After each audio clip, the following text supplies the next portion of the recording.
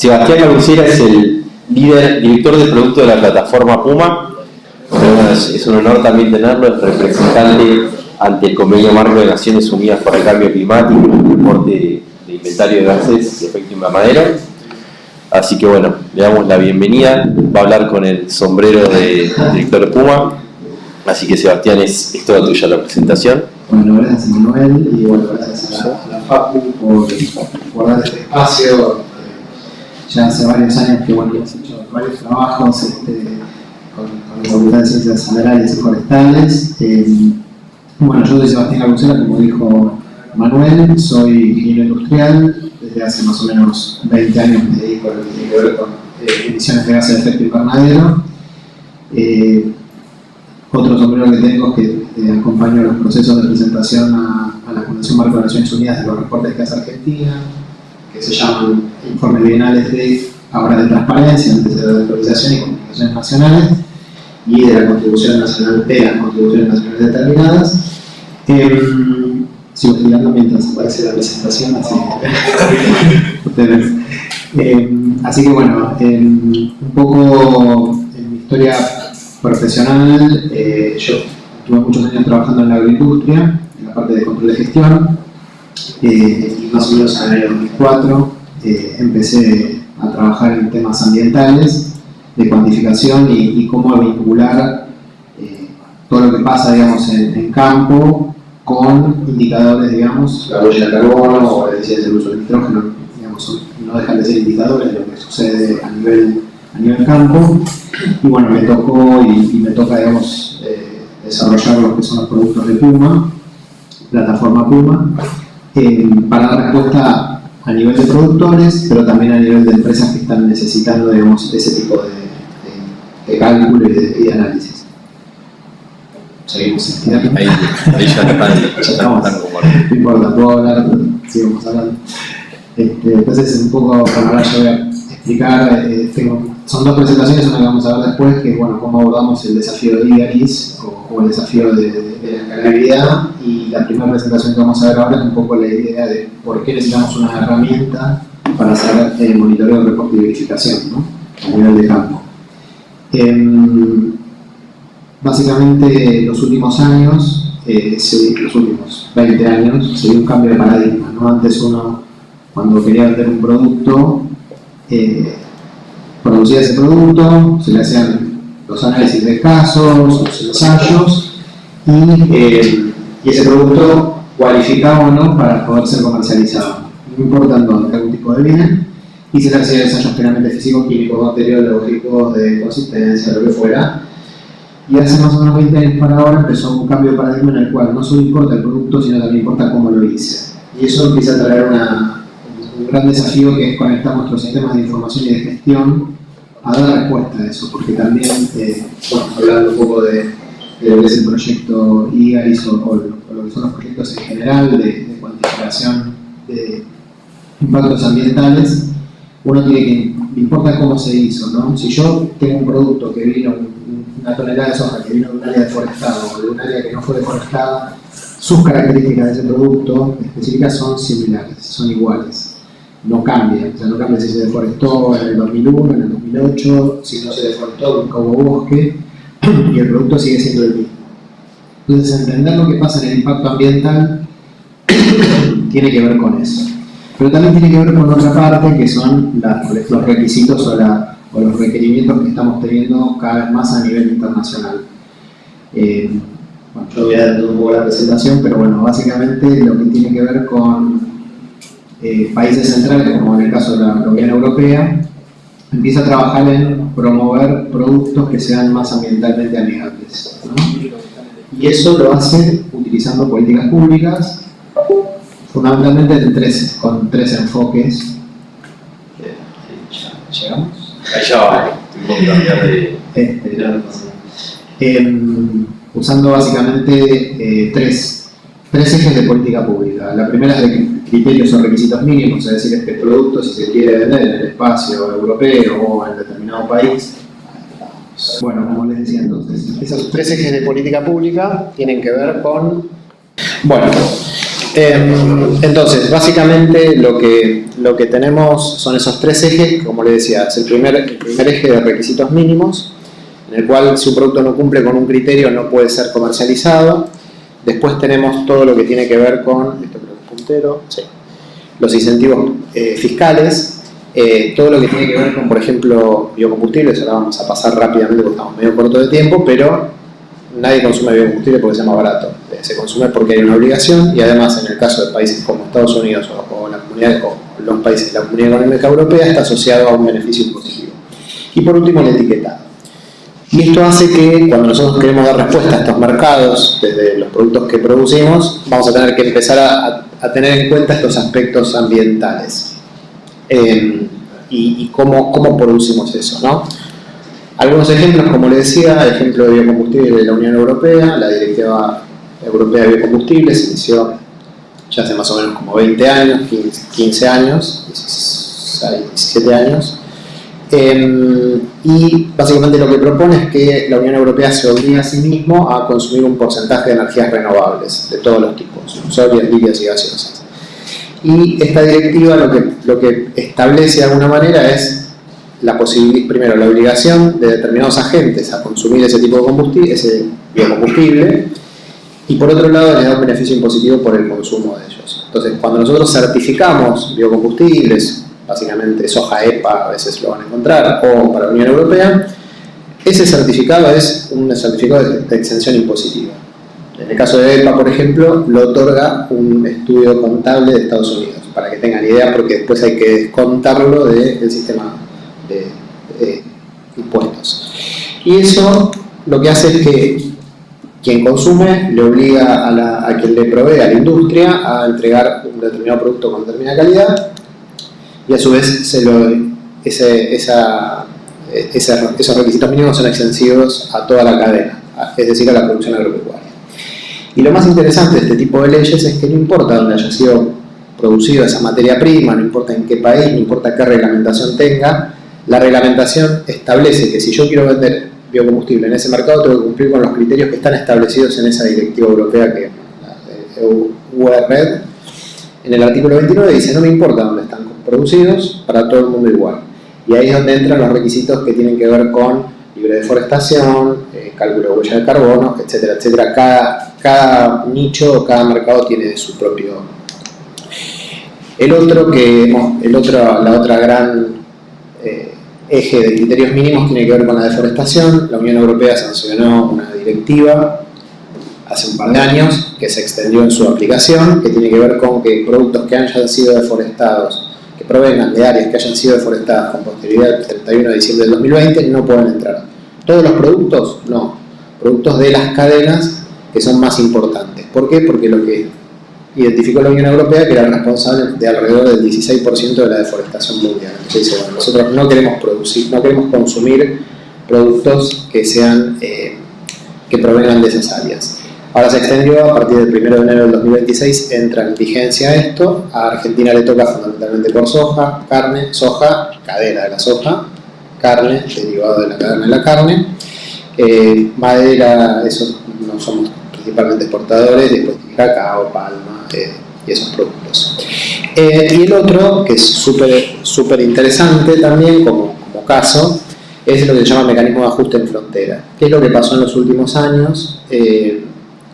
Que la Unión Europea hubo una relocalización de sistemas productivos de la Unión Europea en países donde no había, por ejemplo, restricciones o impuestos al carbono. Entonces, para evitar esas fugas, lo que estableció esta directiva también de la Unión Europea es que ciertos productos, cuando se nacionalizan, se les aplica un impuesto al carbono presunto. Es decir, yo importo, no sé, una tonelada de hierro, por ejemplo, bueno, las empresas que fabrican acero dentro de la Unión Europea tienen un impuesto al carbono. Entonces, lo que hace es igualar eso que paga la empresa nacional o dentro del espacio europeo con lo que viene de afuera.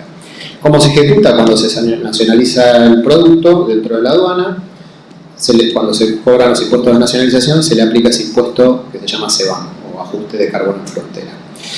Por ahora, tampoco esto no afecta a los productos de origen agropecuario, pero esta directiva establece que se vayan incrementalmente incluyendo otro tipo de producto, ¿no? Entonces no sería muy alocado esperar que en algún momento pueda entrar algún producto de origen agropecuario. Bien, y ahí vamos por qué es importante trabajar en temas ambientales. Bueno, mejorar la productividad. Cuando nosotros hablamos de mejorar la eficiencia ambiental, estamos hablando de mejorar la productividad. La mayoría entiende que son agrónomos. Cuando hablamos de emisiones de dióxido nitroso, es todo el nitrógeno que le pusimos sintético y que no fue a la planta y se fue para otro lado. Esos otros lados son emisiones, entonces tiene que ver con esa eficiencia. También desarrollar estrategias de cómo reducirlas, es decir, qué tipo de estrategias de abordaje podemos llegar a tener para poder reducir esas emisiones. Y por último, anticipamos a requisitos comerciales que podemos llegar a tener, ¿no?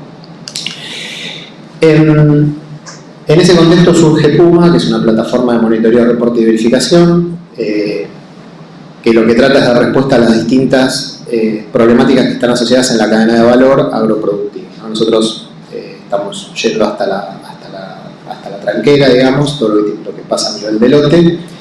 Puma es una plataforma también de monitoreo de cultivos sobre la cual se enlazó todo el módulo de monitoreo, reporte y verificación de indicadores ambientales, del cual el más fuerte es la huella de carbono, porque también hacemos otro tipo de indicadores, que dan respuesta a distintas iniciativas. Hay iniciativas que son de corte voluntario, como pueden ser las normas ISO, GHG, en el cual las empresas se obligan nadie obliga a nadie a certificar ISO.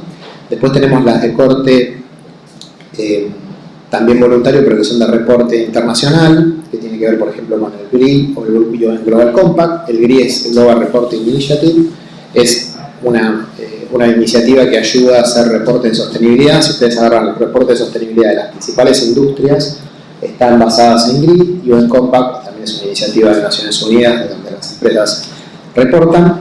Y luego tenemos lo que son iniciativas de proyección, ¿no? Como SBTI o Race to Zero, que son iniciativas en las cuales las empresas, por ejemplo Viterra, se pone objetivos de reducción de emisiones al 2030, 2035, 2050. Pero todo ese esquema es un esquema voluntario, es decir, las empresas eligen hacerlo por diversos motivos, pero después tenemos los otros esquemas que no son voluntarios y que son mandatorios, como pueden ser los reportes ESG que tienen que presentar las empresas dentro de la Unión Europea, pero Estados Unidos también tiene una misma reglamentación. Son reportes sostenibles, memorias de sostenibilidad con un formato establecido y electrónico y verificadas. En principio es para empresas grandes, pero bueno, en algún momento se va a derivar y es obligatorio. Una empresa factura, no recuerdo cuánto era el límite, creo que eran 500 millones de dólares por año, de euros en realidad, tiene la obligación.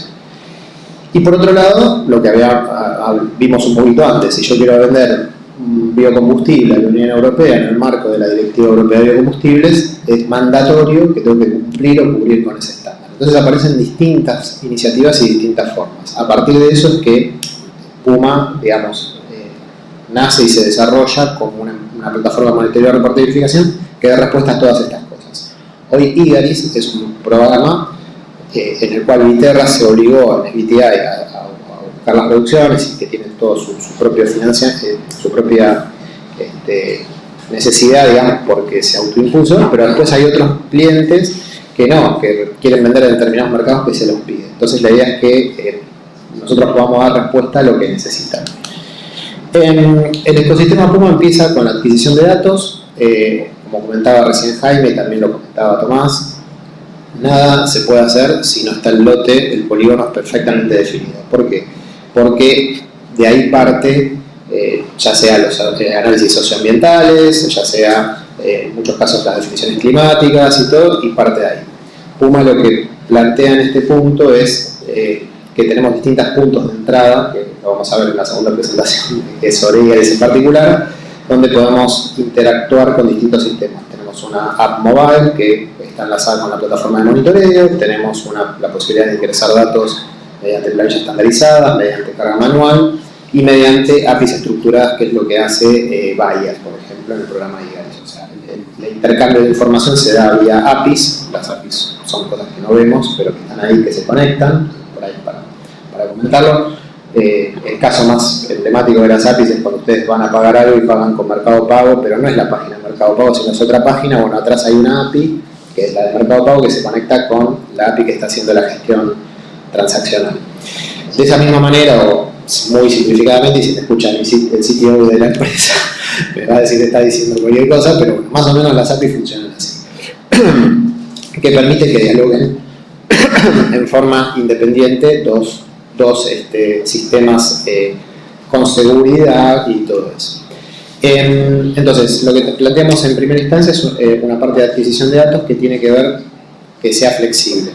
Si hay productores, por ejemplo, que tienen sistemas de gestión, lo que llaman ERPs, por ejemplo, no sé, Cima, Finnegan, Salvor, empresas de gestión, bueno, con la mayoría de las, por lo menos en el caso de Argentina, con la mayoría tenemos conectores en donde nosotros vamos a buscar la misma información que se cargó en la orden de trabajo. No es que el productor tiene que volver a cargar los datos. Eso es para aquellos productores que están digitalizados. Aquellos que no están digitalizados, como comentaba también Tomás o Jaime, tenemos la posibilidad de entrar vía planilla y también, bueno, como comentábamos antes. Pero bueno, la idea es que sea flexible para que si alguien cargó el dato en algún lado, no lo tenga que volver a cargar. Que ya esté cargado y que tenga el rigor técnico necesario para llegar al final del proceso. Dentro del ecosistema Puma después viene lo que nosotros llamamos el espacio de motor de cálculo, donde tomamos los datos del lote. Esos datos del lote sirven para, a través del geoservicio, saber en qué país está, traer las condiciones climáticas, condiciones del suelo. Si el cliente o el productor no tiene, por ejemplo, ensayo de suelos, tenemos una base de datos en la cual asignamos un valor de suelos zonal, digamos, por defecto, pero de ese mismo polígono. Y luego vienen varios motores de cálculo. Tenemos el motor de cálculo agrícola de pasturas, que da respuesta fundamentalmente a 3 requisitos. En realidad son 3 motores de cálculo distintos. El primero es el GHG ISO, que es el que usamos para el proyecto IGARIS, pero también estamos integrados con una calculadora internacional que se llama Kunfartool. Y la pregunta es: ¿por qué están integrados con una calculadora si ya es calculadora y nosotros también? Bueno, porque justamente el problema es cómo gestionamos los datos y bueno, lo que nosotros resolvemos es que no sea complejo para el productor calcular. En el caso de Kunfartool son emisiones nada más, en el caso de Puma tiene otros indicadores. Y hay empresas que lo requieren. Por ejemplo, hay empresas corporativas que usan en todo el mundo un determinado motor de cálculo. CFT es uno de los más utilizados. Entonces, cuando uno va al productor, dice, bueno, ¿a quién le vas a vender? Y no, le voy a vender a, por ejemplo, no sé, Nestlé, o Mondelez, o Ambev, o el que fuera, o Burman. Bueno, cada uno de ellos puede tener alguna herramienta que usan a nivel corporativo. Entonces, uno le puede pedir al productor, bueno, calcular A, B, C, D. Bueno, con los mismos datos nosotros podemos dar respuesta a cada uno de esos estándares. Y después, bueno, lo que tiene que ver... perdón, estaba hablando del módulo de trazabilidad.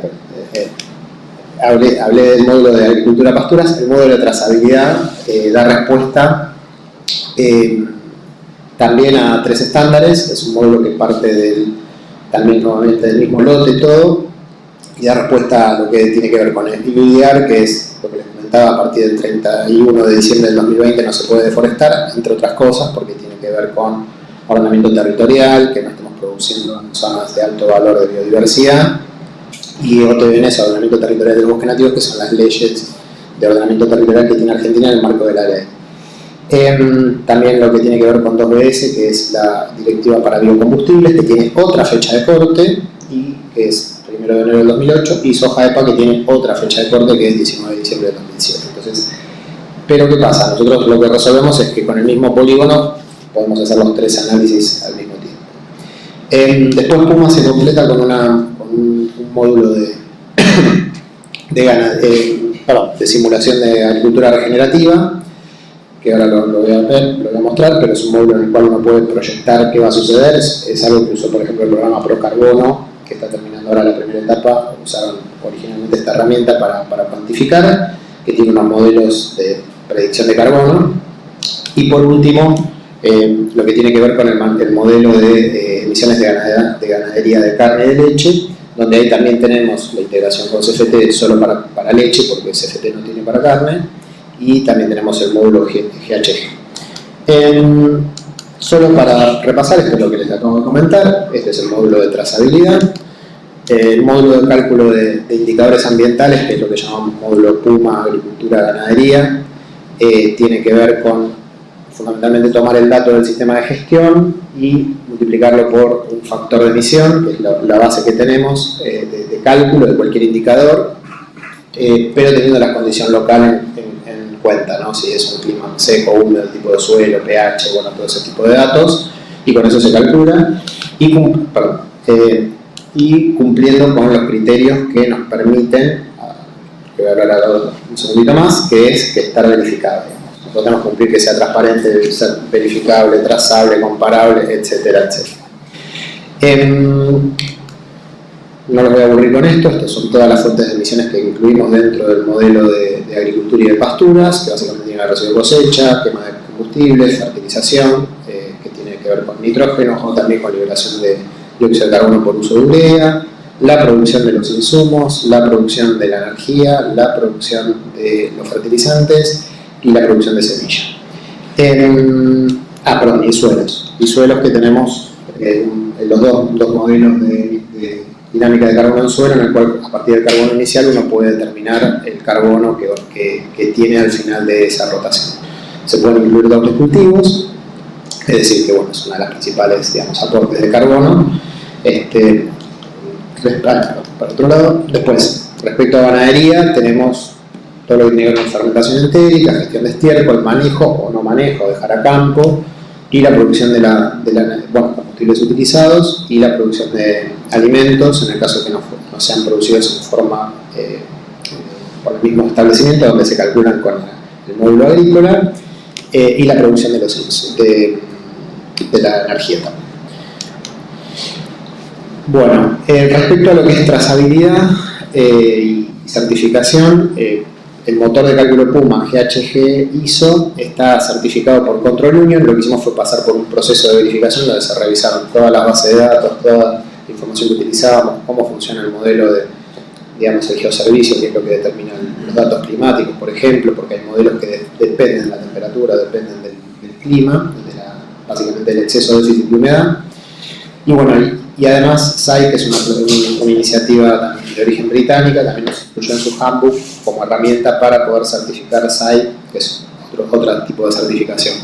¿Qué nos permite esto? Bueno, básicamente bajar los costos de certificación, que no es que los tengamos nosotros, pero lo tiene el productor, digamos, o la empresa que quiere certificar. Si nosotros vamos a un esquema típico de certificación, por ejemplo, de huella de carbono, uno tiene que demostrar cómo hizo el cálculo, de dónde sacó los datos, cómo fue todo, qué factores usó. Bueno, eso ya está precertificado. Entonces, el trabajo que explicó ahí claramente Jaime era, bueno, cómo abordan eso. Bueno, el motor ya está. Yo tengo que pedir evidencia de lo que está poniendo o lo que está entrando por el sistema de gestión del productor, y después, bueno, verifico los resultados. Entonces, eso abarata los costos transaccionales en la emisión del certificado de cada uno.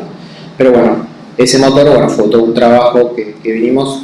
Esta es en realidad una recertificación, ya habíamos certificado en el 2021 y ahora volvimos a certificar.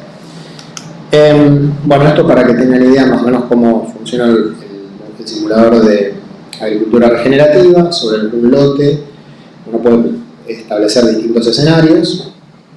Este es un escenario de cebada continua en el sudeste de la provincia de Buenos Aires, cebada continua entre comillas, bueno, que hacen todos los años cebada, pero bueno, un escenario de cebada continua y otro escenario de cebada en rotación, y lo que ven en el gráfico es la dinámica de carbono en suelo, cómo va variando. Si bien hay una pequeña pérdida en el modelo más regenerativo, mínima, y cuando trabajamos con un enfoque de cebada continua, como decimos, tenemos una mayor pérdida de carbono.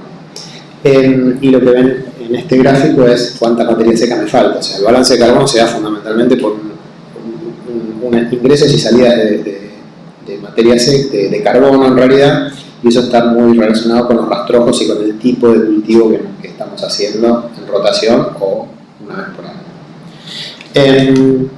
Y finalmente, dentro del ecosistema Puma lo que tenemos es todo lo que es la parte de reporte, que tenemos dashboards personalizables, damos respuesta a varios indicadores. Por ejemplo, tenemos clientes productores que están adheridos al Global New Compact o al GRI, entonces tienen que dar respuesta no solo de huella de carbono, sino, por ejemplo, eficiencia en el uso de nitrógeno, consumo de combustible, porcentaje de energía renovable incluida dentro de las actividades, etcétera, etcétera. EIQ, por ejemplo, el índice de toxicidad. Bueno, todos esos indicadores salen. ¿Qué datos son los que usamos? Los mismos que se usan para la gestión. Orden de trabajo, aplicaciones, fechas de aplicaciones, y con eso, bueno, se sacan esos cálculos. Y esos son adaptables por cliente. Como decía, tenemos a clientes que por ahí son productores o clientes corporativos estilo Viterra o bueno, otro tipo de clientes como Amber, por ejemplo, que requieren sus propios tableros. Y en muchos casos, algunos indicadores en particular. Nos pasó con un cliente el cliente corporativo, que ellos analizaban la biodiversidad con un indicador que si uno producía o no en áreas protegidas o a qué distancia estaba del área protegida más cercana. Entonces, nosotros tenemos ese módulo dentro del módulo de uso de la tierra y elegibilidad del uso de la tierra. Lo que hicimos fue mostrarles solo el indicador que quieren ver, porque no les sirve tener 25 indicadores que tienen que completar un reporte estandarizado institucional. Entonces, y de esa manera vamos haciendo eso. Bien, conclusiones. Esto cambia todos los años, entonces no es que yo medí una vez y ya está. No es que yo cambié, entonces en muchos casos, por ejemplo, sobre todo lo que es elegibilidad del uso de la tierra, también uno tiene que mostrar de que si tiene un monte dentro del campo, lo sigue manteniendo. Entonces, en general, todos los años uno tiene que ir mostrando, y además, cuando nosotros vamos al último, que es lo que entra, digamos, dentro de la cadena de valor, es emisiones por tonelada. Y las emisiones por tonelada tienen que ver con lo que yo apliqué, pero también tiene que ver con el RINDE. El RINDE es variable, todos los años va variando dependiendo de las condiciones, sobre todo en cultivos de secano. Entonces es muy importante que las herramientas tienen que dar respuesta a esa variabilidad, o sea, y a esa carga de todos los años. No es que yo lo calculo un año y ya está, lo escribí en piedra. Por otro lado, es súper importante incluir la gestión del suelo y ver qué pasa con la dinámica, es algo súper importante, por eso nosotros incluimos esos modelos de cálculo de suelos. ¿Por qué incluimos dos? Porque si ustedes lo explican, no sé si hay algún experto en suelos, pero los suelólogos tienen como su religión de modelos, ¿no? Yo uso el DNDC, yo uso el modelo Steady State, yo uso el AMG, y les parece que son los mejores, y uno le pregunta, o el ROTC, digamos, que son los modelos más utilizados, y en general son modelos, donde uno le está pegando a una parte finita digamos, es un depósito muy grande donde varía una parte muy chica. Entonces, en general, nosotros apostamos por la multiplicidad de modelos porque está bueno tener distintos modelos y ver si el resultado de la gestión gana o pierde con todos los modelos. Pero bueno, es súper importante incluirlo. Y por último, tenemos que tener en cuenta que no solo huella de carbono. O sea, estamos hablando de sistemas productivos, ya como lo dijo Tomás también.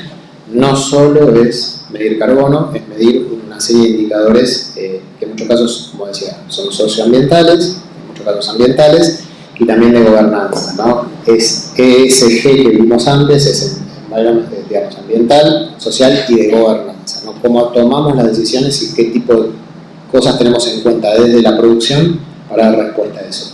Si ustedes ven, por ejemplo, un formulario de Global New Compact o de GRI, van a ver que hay muchas preguntas, por ejemplo, de cómo toma decisiones frente a los ciclos secos o si tiene algún tipo de plan de contingencia para determinadas acciones que pueden pasar.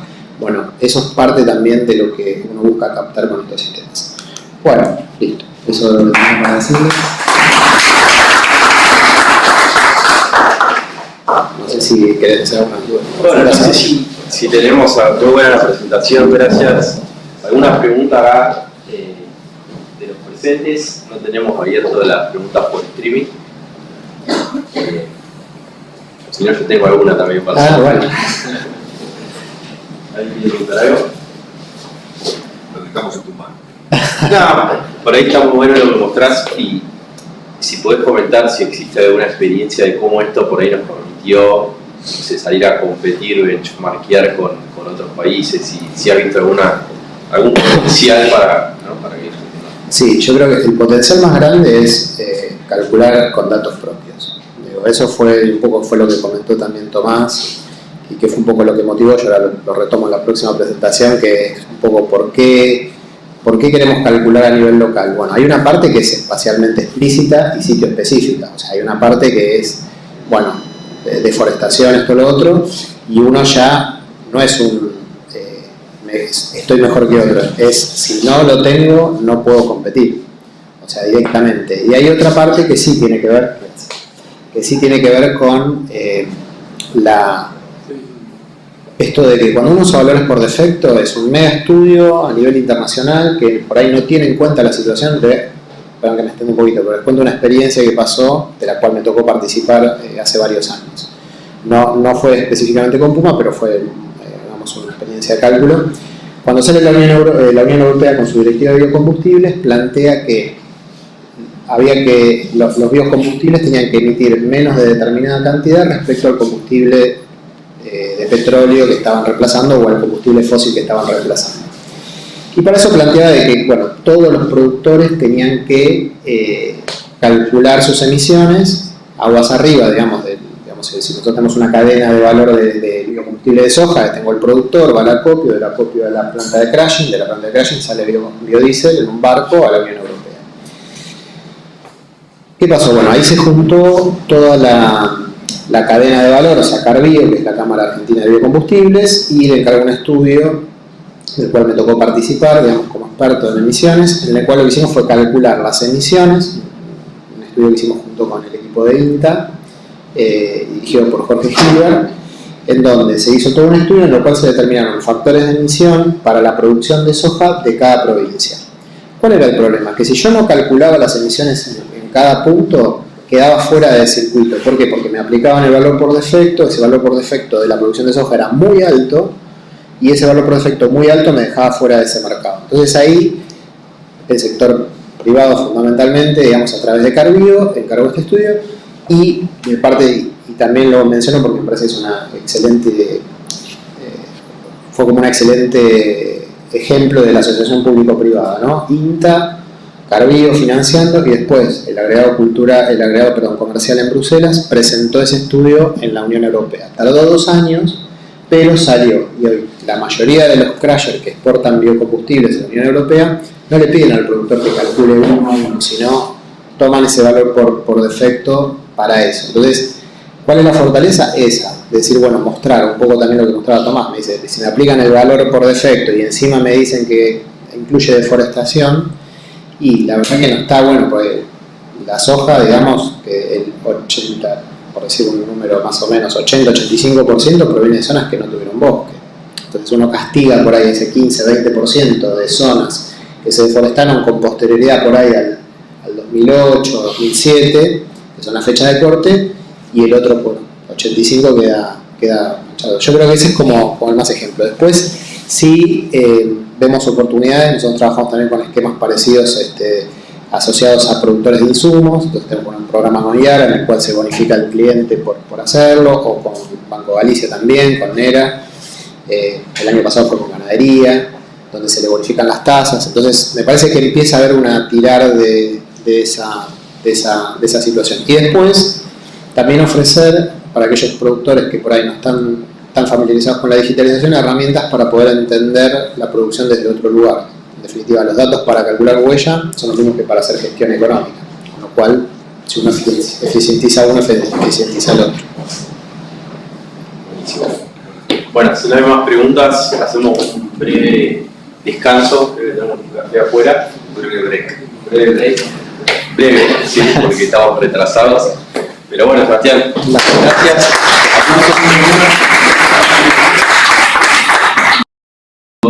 En este proyecto que se llama Igaris, de mi tierra,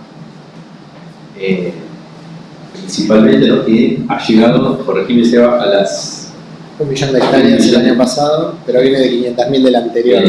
Pasa que no se acuerdan de las primeras 500.000. Pero bueno.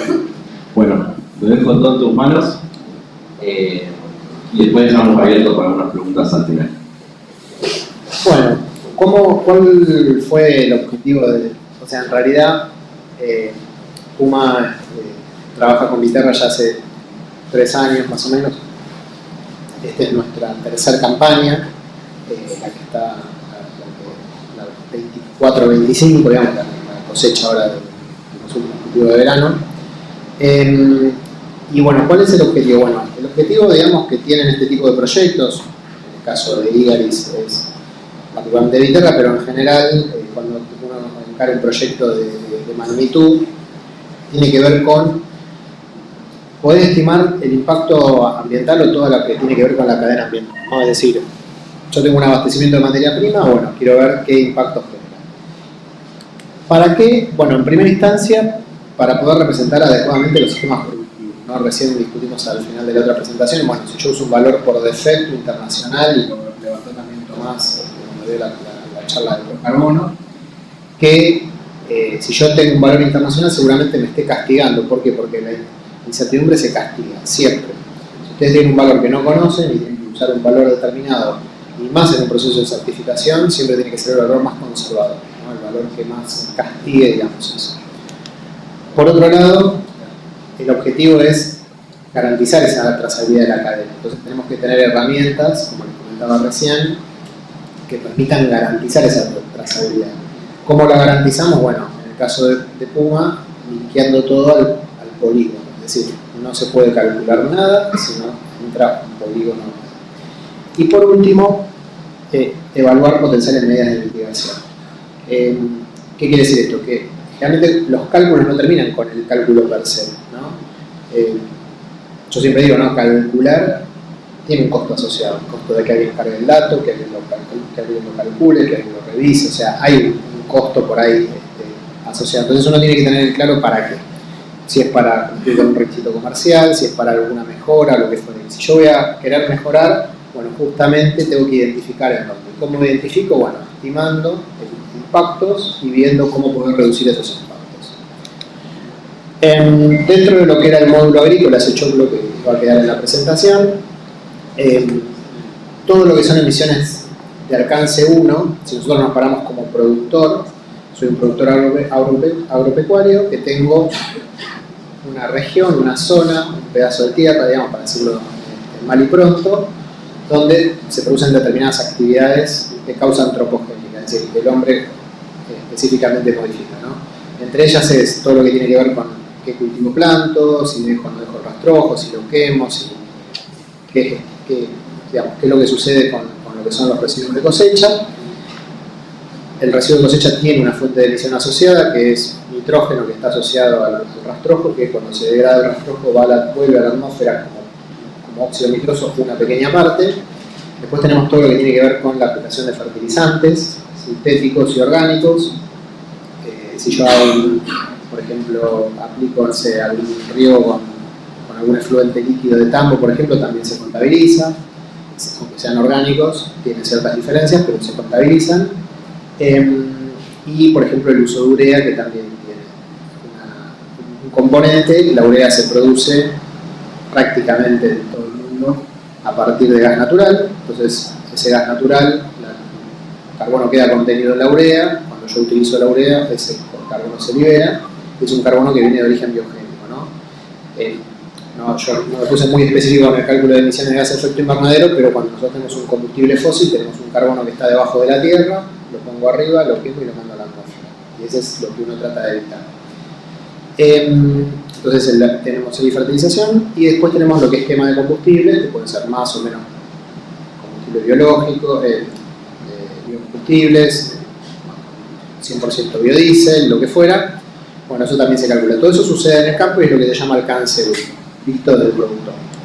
Luego tenemos la producción de los insumos y las materias primas que usamos, la producción de los herbicidas, los insecticidas, los fungicidas, los fertilizantes, la energía, que es alcance 2 y 3 según corresponde. Alcance 2 es si usamos energía eléctrica, cada vez más hay aplicaciones con drones, consumimos energía eléctrica, pero hay una central térmica que está en otro lado que genera energía.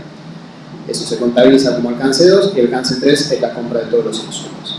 En este proyecto, o en esta fase del proyecto, quedó fuera el balance de carbono, por una cuestión importante, y esto sí tiene que ver también con la gestión, que es, cuando uno tiene un programa en el cual se paga por un grano, generalmente el productor entrega los datos solo de ese cultivo.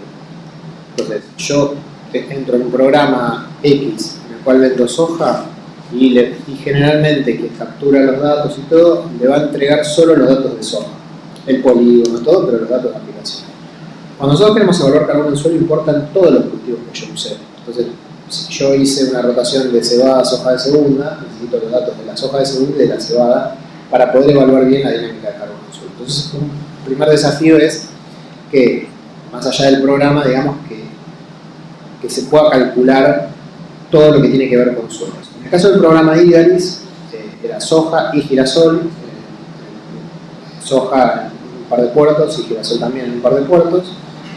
No incluía otros cultivos el año pasado, el anterior sí incluyó otros cultivos, y no se llamaba Igaris. Entonces es importante tener en cuenta eso. Entonces en este caso, en el programa Viterra Igaris se dejó, no se estimó, digamos, el balance de carbono en suelo. No porque la calculadora no lo pudiera hacer, sino porque la información es sesgada. No puedo concluir que perdí carbono, que es realmente lo que pasa con una soja, si no sé qué hice la otra mitad del año. Después lo otro importante que hay que tener en cuenta es que cada cultivo tiene su perfil de emisiones. Entonces también es importante tener en cuenta de que todos los cultivos no se comportan igual y no todos los cultivos tienen la misma preponderancia de emisiones. Cuando vamos a cultivos que tienen mucho aporte de nitrógeno, sintético generalmente, como el caso del maíz o la cebada, vamos a tener predominancia de lo que son las emisiones de fertilización sintética, que son las que aparecen por acá. Perdón, acá. Esta de acá. Después, cuando vamos a cultivos que tienen mayor predominancia de uso de insumos, no porque use más que los otros, pero al no usar sintéticos representa más, como la soja, que no tiene una fertilización sintética por lo menos muy fuerte, hay algunas fertilizaciones sintéticas, pero son pocas, vamos a tener un perfil parecido a esto que está acá.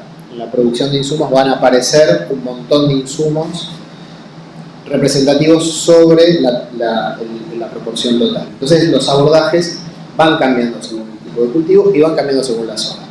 No en todas las zonas podemos hacer cultivo de cobertura porque no tenemos agua. Entonces si tenemos déficit hídrico, entonces está perfecto hacer cultivo de cobertura y eso va a mejorar la dinámica de carbono en suelo, pero a veces no se puede. Entonces hay que tener en cuenta que los parámetros cambian de cultivo a cultivo y cambian también de región a región o de zona a zona y cambian también de año a año. Y por otro lado, también hay que tener en cuenta de que cuando nos paramos de la óptica de quien compra materias primas, todas estas emisiones, todo esto que hay acá, se llama alcance 3, es decir, las emisiones asociadas a la compra de materias primas. Lo que hicimos con el proyecto Igaris fue calcular las emisiones de alcance 3, el año pasado fue soja y girasol, este año se suman algunos cultivos más, que para Viterra es alcance 3. Es su cadena de abastecimiento de las emisiones que tiene. ¿Por qué se llama alcance 3? Porque no tiene injerencia sobre la forma de producción. O sea, Viterra compra ese grano con ciertos criterios mínimos de libre deforestación, etcétera, pero no está operando, digamos, en qué momento hay que hacer la pulverización, qué tipo de semilla voy a utilizar, o qué tipo de planteo agronómico. Por eso se llaman de alcance 3. ¿Cuáles fueron los principales desafíos que abordamos desde Puma? Bueno, el primer desafío es vincular los sistemas de información existentes con los que necesitamos para construir esas emisiones en escala, digamos, ¿no? El desafío es que sea escalable y que sea de gran escala. El segundo es una alta capacidad de procesamiento. Estamos hablando de que se calculó 1 millón de hectáreas, lo cual implica un montón. Piensen que cada polígono de cada lote, hoy Puma, más allá del proyecto Igaris, tiene más o menos 6 millones de hectáreas bajo monitoreo, digamos que han sido monitoreadas en algún momento de los últimos 5 años. El proyecto Igaris contribuyó con 1 millón a esos 6 millones, pero bueno, uno requiere escalabilidad, requiere que sea algo que uno pueda dar respuesta. Y por último, que sea auditable por una tercera parte, digamos. O sea, todo sirve en función de que quien va a hacer uso de ese resultado me crea. Sí, son 10 toneladas, 10 kilos, 140 kilos por tonelada. Bueno, ¿qué es la verificación? O que sea auditable, que hay una tercera parte que asegura que esos resultados están bien. ¿Cómo encaramos? Lo primero, bueno, partimos del lote, el lote no se puede tocar. Después, tuvimos fuente de entrada por datos, por integración automática, es decir, productores Puma, que usan Puma Monitoreo, que tienen su app mobile o que tienen, digamos, todo el sistema de monitoreo, o que están directamente conectados con los sistemas de gestión, Albor, Finnegan, Physis, Sinagro, bueno, todo ese tipo de sistemas. Por otro lado, hubo algunos productores que fue por por planilla automatizada. Tenemos una forma de subir, digamos, estructuradamente todos los datos a la plataforma, no cargar uno por uno. Y por otro lado vino el paquete que provino del programa de Bayer directamente. Y ahí lo importante es que esta flexibilidad que nos permitió tener entrada de datos por sistemas que ya tiene cargado el productor, por los que no, y también por el diálogo vía APIs, ¿no? Lo que comentaba antes. Es decir, uno ingresa y puede dialogar entre una API y otra API. Que es lo mismo que nosotros hacemos, este link que hay acá, nosotros vamos a buscar a la API del sistema de gestión la información necesaria, no la tiene que volver a cargar.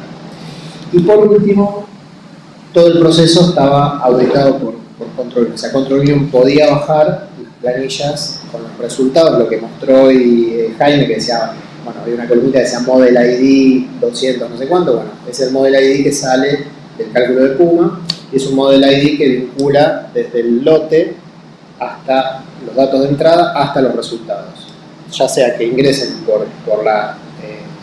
como dato estructurado desde otra API o que lo generemos con las integraciones que nosotros tenemos. Y eso es súper importante porque esa arquitectura nos permitió ser lo suficientemente flexibles para tener todos los tipos de entrada. Por otro lado, alta capacidad de procesamiento. Puma, me voy a poner un poquito técnico y por suerte no está el CTO para decirme que no es tan así. Pero bueno, ¿cómo abordamos la capacidad de procesamiento? Que no uso los términos correctos, quiero decir, ¿no? Pero bueno, Puma trabaja con una estructura de API, que son APIs modulares, es un sistema que se llama por microservicios, lo cual permite escalar tanto los cálculos como sumar funcionalidades, ¿no? Entonces eso da mucha flexibilidad, eso tiene que ver con la arquitectura de diseño de la herramienta, ¿no? Entonces nosotros tenemos una capacidad de hacer 1800 cálculos por minuto, que es un montón, con lo cual nos permite también escalar automáticamente. Y como les decía, además esa arquitectura está basada obviamente no sé cómo se llama el sistema específicamente, pero bueno, que se van ampliando canales de cálculo a medida que se van necesitando, digamos, ¿no? Entonces yo tengo un módulo que calcula, pero puedo escalarlo, tenemos todo basado en servidores en AWS que permiten esos servidores escalar, digamos, en el procesamiento de cálculo. Solo para que tengan idea, el año pasado hubo un día que se calcularon 84.000 hectáreas, 87.000 hectáreas. Eso implica el análisis de geoservicio, la identificación de los parámetros que corresponden al sitio específico, más el procesamiento de toda la carga de datos, más el flujo de información de uno a otro, y lo que ven ahí en ese grafiquito es el funcionamiento de la API día por día, ¿no? De un lado está la cantidad de cálculos, de otro lado está la cantidad de hectáreas. Como les decía, hoy Puma tiene aproximadamente en su historia 6 millones de hectáreas más o menos calculadas, monitoreadas, y más o menos 45.000 polígonos, ¿no? Eso es lo que representa la cantidad de polígonos de cada lote que tenemos incluidos hasta ahora, ¿no? Último punto, resultado por terceras partes. Bueno, ahí lo importante es que la plataforma en sí ya está verificada. Entonces, cuando Control Union tiene que verificar los resultados, sabe que el motor de cálculo, las bases de datos, los factores de emisión ya están precertificados, ya están certificados. Entonces lo que tiene que hacer es verificar los datos de entrada y que no haya pedir la evidencia sobre los datos de entrada. ¿Por qué? Porque el resultado de alguna manera ya está verificado, ¿no? Chequear que los datos de entrada estén ok. Y además puede acceder directamente a los datos. O sea, cuando se bajan los chicos de Control toda la información, tienen toda la información tanto de datos de entrada como de resultados en una misma planilla asociados al polígono que estamos referenciando. De esa manera nos permitió, digamos, justamente escalar.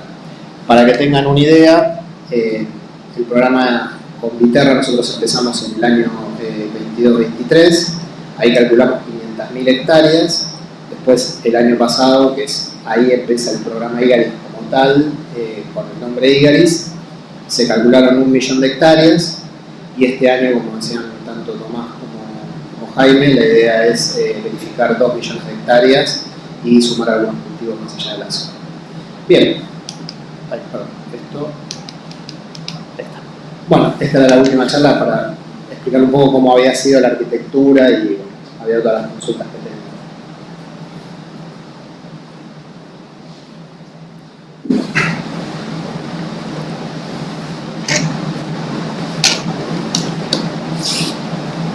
Bueno, gracias Seba, muy interesante. No sé si hay alguna pregunta para hacerle.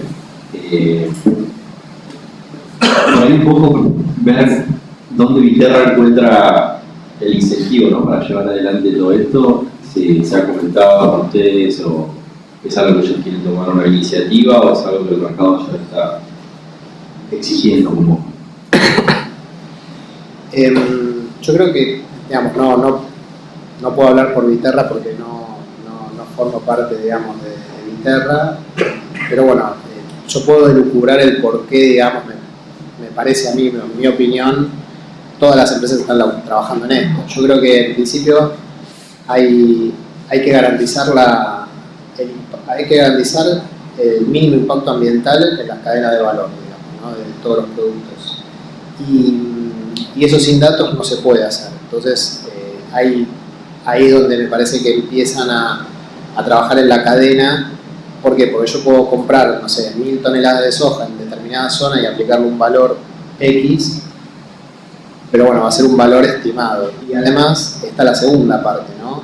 Yo no estoy seguro, entiendo que Viterra, digamos, bueno, ahora que se fusionó con Bunge, tienen compromisos al 2030 y o al 2035 y al 2050. Y para hacer abordaje de sus compromisos, sobre todo en estructuras en las cuales ustedes tienen distintos tipos de cadena de valor. Hay cadenas de valor donde las emisiones se dan en un lugar en particular y tiene como el control, pero en el caso de la industria agroalimenticia, la mayor parte no está dentro del que procesa alimentos o del que procesa, está, digamos, en la compra de las materias primas. Entonces, me parece que el abordaje territorial escalable y contar con información para después por ahí tener medidas de mitigación y ver cómo descarbonizar su cadena. Muchas empresas están inscritas en lo que se llama Science Based Target o SBTi, donde se obligan a esas reducciones. Y si la mayor parte de tus emisiones provienen de tus emisiones de alcance 3, tenés que ir a entender qué pasa. Para mí la motivación es como prospectiva de entender qué pasa. Yo creo que en el mediano plazo tal vez si no lo tenés, tal vez no puedas vender en determinados mercados. Pero bueno, eso es como mi percepción, digamos, ¿no? Como que te van a pedir, ya es un must la deforestación. O sea, hoy por hoy no hay prácticamente empresa que no esté preocupada por garantizar productos libres de deforestación. Y en escala, ¿no? Estamos hablando que, bueno, hoy Argentina tiene 45 millones de hectáreas de producción agrícola, tenemos otros 90 de pastizales en realidad, 10 millones de pasturas gestionadas, 60 millones de hectáreas de bosque. Bueno, tener herramientas escalables que permitan asegurar eso, para mí, porque para mí es una demanda que la están teniendo y que la van a tener, digamos. Excelente. Y la última, hablaste de alcance 3, yo siempre pienso en el productor. ¿Cómo calculas el alcance 3 también, no? No, está calculado. Bueno, pero digo, cuando hablamos de estas empresas, el alcance 3 es lo que emite un productor, ¿no? Lo de la generación. Pero cuando cambias el foco, ¿no? Bueno, ahí entran los insumos. Ahí entran los insumos y ahí entra, me parece que, digamos, en general la mayoría de las herramientas utilizan valores que son por defecto. Nosotros, por ejemplo, en el caso de algunos fertilizantes de Yara nos acercó sus certificados de emisiones de sus productos, entonces ya los incluimos en la plataforma. Entonces, por ejemplo, cuando se usa un producto de Yara no se usa el valor por defecto, se usa el valor certificado de la planta en Noruega o en Dinamarca, o de la planta de la cual provenga. Entonces, pero bueno, ahí sí es el uso de los insumos y el tipo de insumo, ¿no? Entonces, siempre hay un margen de acción para poder trabajar en la cadena. Obviamente, las mejoras en aplicaciones selectivas, de todo lo que sea reducir la cantidad de insumos que uno aplica o el tipo de insumo que uno aplica, va a mejorar, digamos, ¿no? Y la otra parte, mejorar los rindes. ¿Por qué? Porque todo el cálculo que yo hago después lo divido por el rinde. Entonces, si tengo 10% más de rinde, 15% más de rinde, voy a tener un 10% o 15% menos de huella de carbono, así haga lo mismo. Entonces, también entenderlo de la productividad. Pero bueno. Buenísimo. Y la última, no sé si es una pregunta o una reflexión personal, pero cuando hablas de ir de 1 o 2 billones, me parecen números gigantes. También ver la competitividad que se genera en la cadena logística, ¿no? Por planes de segregación, de trazabilidad o balance de masas o cosas distintas que se haga, pero sí, ¿cómo lo vemos? yo creo que la segregación está difícil. Segregación quiere decir que yo certifico, este camión viene de tal campo, de tal lote y lo mantengo separado. Yo creo que es un desafío, más allá de las herramientas de trazabilidad de la segregación, por el timing entre uno y otro, digamos, ¿no? Porque por ahí uno se cosecha, pero no se vende en el momento, o hay como de distintos pasos que yo lo veo como un desafío, lo veo que va en ese sentido y que bueno, el año pasado salió el primer barco segregado de Argentina, que también de Viterra, certificado por Control, segregado con libre deforestación, ¿no? Pero yo creo que va todo en ese sentido y en el sentido también que el productor conozca cuál es su capital ambiental, es decir, que el productor tenga bueno, nosotros lo llamamos pasaporte Puma, que vos te diga, bueno, mi producto o lo que sale de mi campo tiene estas características y para mejorar, tengo que mejorar estos parámetros, o estoy bien o estoy por encima de la media, porque eso también te habilita comercialmente a vender mejor tu producto. Por ahí entrar en un programa o entrar en algún tipo de beneficio, que cada vez empieza a haber algunos más. Pero lo importante es conocer a dónde uno está parado, saber cuáles son los indicadores de sustentabilidad de una forma costo efectiva baja, ¿no? Porque si no, perdón que se lo diga así a lo bestia, pero tener 4 doctorandos adentro de un campo de 10 hectáreas no es sustentable desde lo económico. O sea, sirve para desarrollar toda la mecánica, pero si no es escalable, es muy difícil de sostener. Y ahí es donde todavía hay un poquito más para laburar, pero creo que va todo en el mismo sentido. ¿No? Sí. Bueno. Entonces, si alguien quiere hacer una pregunta, si no, le damos un gran aplauso. Gracias.